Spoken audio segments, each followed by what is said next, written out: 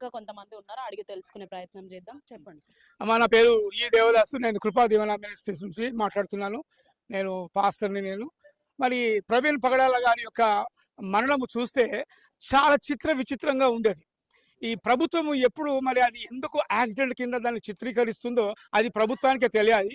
మరి ఆయనను చాలా కుట్రపూరితంగా హత్య చేశారని నేను నమ్ముతున్నాను. ఎందుకంటే ఆయన బనియన్ మీద బూటు కాలుతో తన్నినట్టుగా గుర్తు ఉంది. బూటు కాలుతో తన్నినట్టుగా గుర్తుంది అంటే దాని అర్థం ఏంటి అంటే ఆయనను బాగా చిత్రహింసలు పెట్టారు. ఆయన నాలుక కోసేశారు. ఆయన ముఖం మీద చాలా రక్తపు గీతలు, మరకలు అవన్నీ ఇలాంటివి ఉన్నవి. ఆయన బాడీ మొత్తము మరి తనకి వెనకాల ఏం దెబ్బ తగలలేదు. మరి ఆయన హెల్మెట్కు ఏమి కాలేదు. మరి ఆయన ఇట్లా పడేసి ఎక్కడైనా యాక్సిడెంట్ అయితే బండ్ల మీద పడుతుందండి.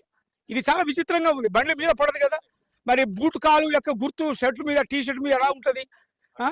ఇప్పుడు 400